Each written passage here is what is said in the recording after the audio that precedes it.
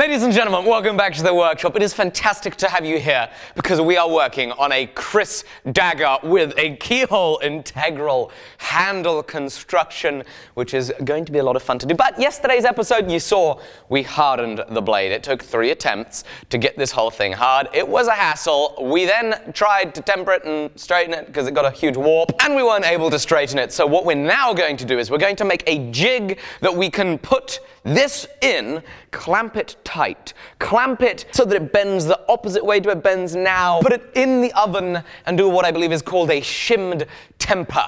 So we need to make that jig, and we're going to get to it. Now obviously you've seen the jig that I made to be able to act as a heat sink and temper massive swords in a tiny little forge. That's obviously too big to fit in the oven, and I would like to use the oven since anytime I can use that, I mean it's consistent, I can stick a pyrometer in it, get a consistent temperature.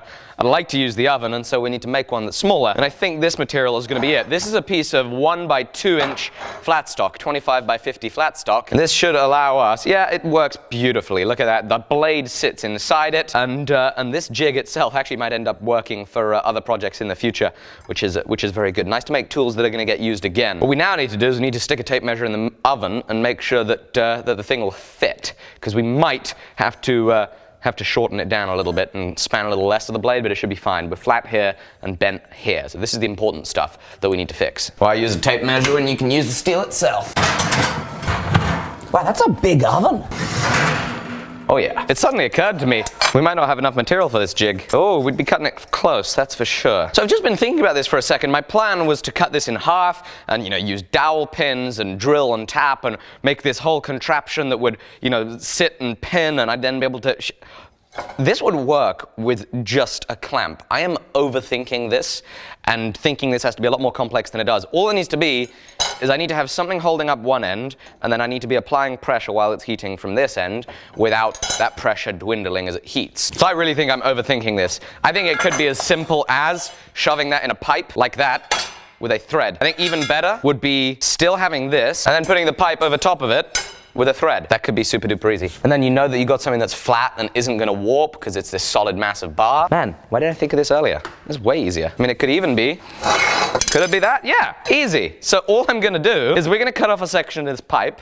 We're going to drill a hole in it. We're going to turn ourselves a little round piece with a thread that we can weld into that hole, and we'll have the solution. And it won't have been an overthought solution. It'll be much easier, which I'm pleased about. So, it's time to go to the bandsaw.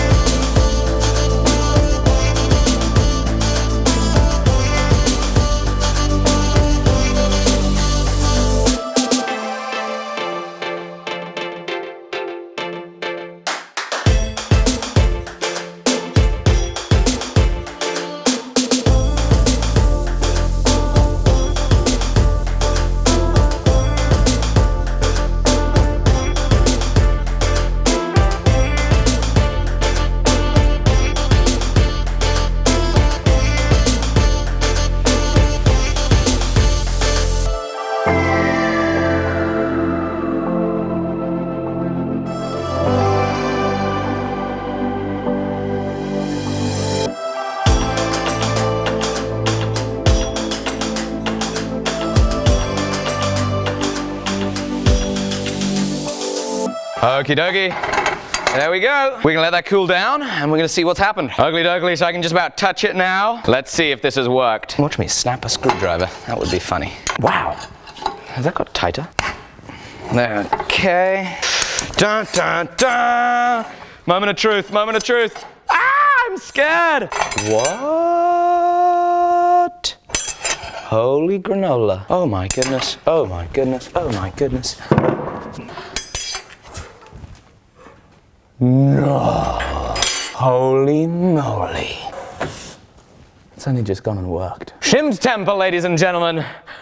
Oh my goodness, we got ourselves a straight KRIS. That is a million times better. So, this shimming jig was a worthwhile investment of effort because we've now got a straight blade. That is, well, it's not perfectly straight. We have just a little bit of air there. I mean, it's really insignificant. It's not a big deal at all. We're gonna be able to grind that out just as we continue to put that distal taper in there. So I am seriously thrilled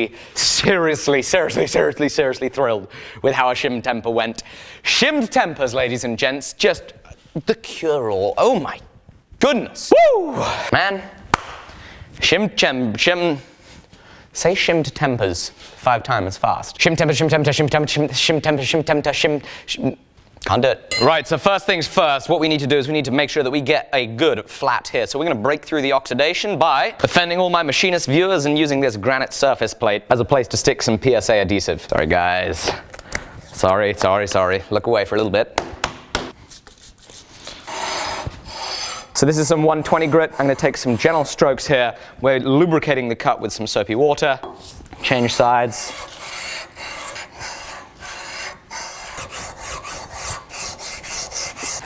We got a problem.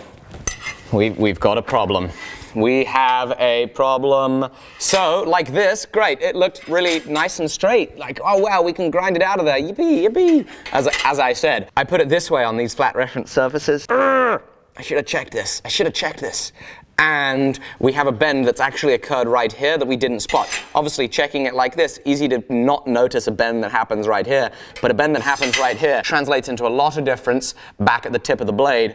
The tip of the blade is off straight by a full 11.7 millimeters, so almost a ½ inch. And that bow I can see is happening right up here, and I did not spot that. I really should have made sure to pay attention to that. I should have laid it on here and measured it before we did that shim temper, because we could have made sure that we set it up to hopefully get rid of that. So what we're now going to do, begrudgingly, is we're going to do another shimmed temper. It would be super duper easy to just leave it like this and not worry about it, and oh, it'll be fine. The camera, you can't do that. You can't do it. You gotta do it right first time. If you don't do it right first time, you better fix it. So how am I going to fix this? I reckon we need to be applying bending pressure right about there. So we're going to set it up with our rod here. We'll take our screwdriver, we'll give it a tighten, and hopefully this will get it. I don't know if that's enough tightening. I think it'll be enough. I think that'll be enough. Fingers crossed. Maybe that's too much.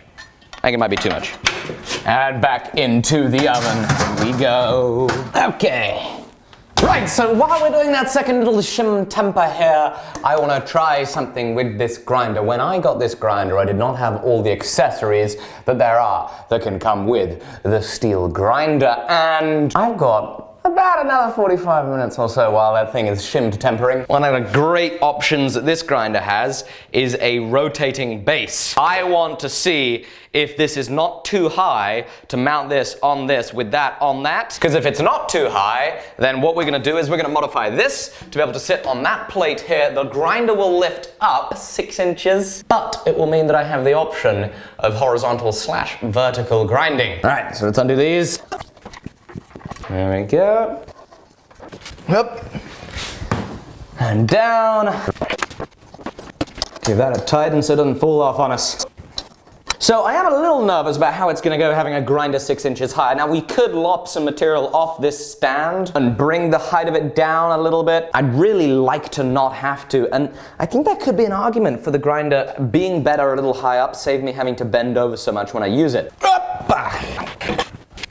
Ow, my hand. Uh-oh. Up, there we go. Number 2.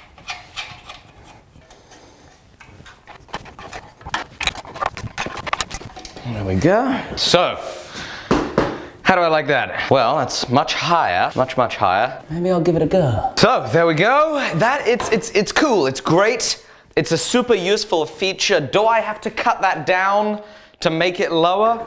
I'm not particularly sure. This is unnaturally high. I've never had a grinder so high up off the ground here. I mean, this is grinding almost kind of in line with my sternum. Am I gonna prefer it? I don't know. What I do know is we're gonna give it a go. Maybe I do like it a little bit higher up, and then maybe I also like the great benefits of that feature there.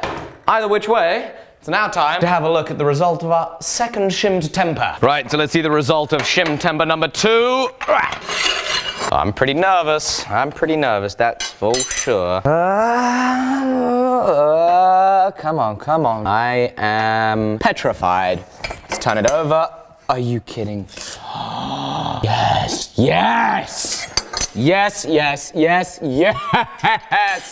Baby, we are on the money.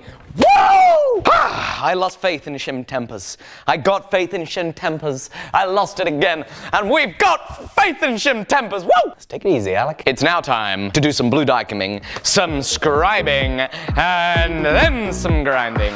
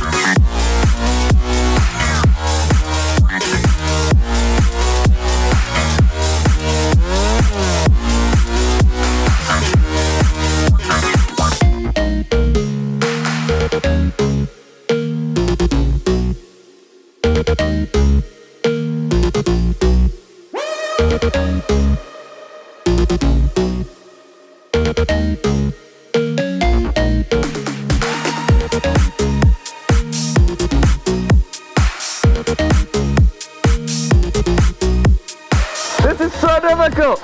I'm gonna be using my left hand like crazy. And it's so difficult to try and concentrate on the angle that I'm holding it this way and the angle this way. It's hell. Oh my goodness gracious me. It is so difficult. But shockingly, we're getting there. I don't know how, but we're getting there. It's working. We're still at the 36 grit. I've somehow been able to follow this decently. I've been taking my time, and I think we'll get there. I think we're gonna be all right. Taking enough time, working on these grinds, I think we'll be just fine. This is the same 36 grit belt that I've been using for a long time. It's been lasting well, even though it's only an inch wide. But these bevels are slowly getting there. Woo! This is a crazy blade to grind.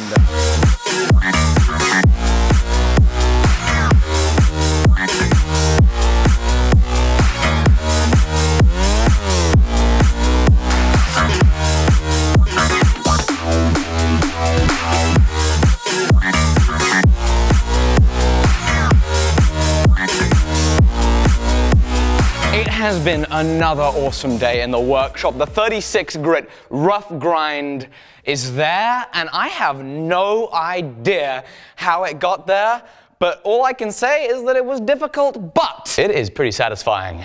Because this terrified me. It's terrifying. But you know, that's how it goes. You see a terrifying project, a task that seems utterly impossible to complete, and you jump in and you try your best to give it your all, and holy moly, at the end of the day, you end up pretty chuffed. So thank you for joining me as I share this journey of today with you. It makes me super, super happy that you follow along. And if you don't follow along, make sure you hit that subscribe button. And if you're enjoying, make sure that you go get yourself an It's Not Stupid If It Works t-shirt or a Heating and Beating t-shirt. We've also got normal t-shirts. We've got loads of great stuff on the store. Thank you so much. I will see you on the next episode. Bye-bye.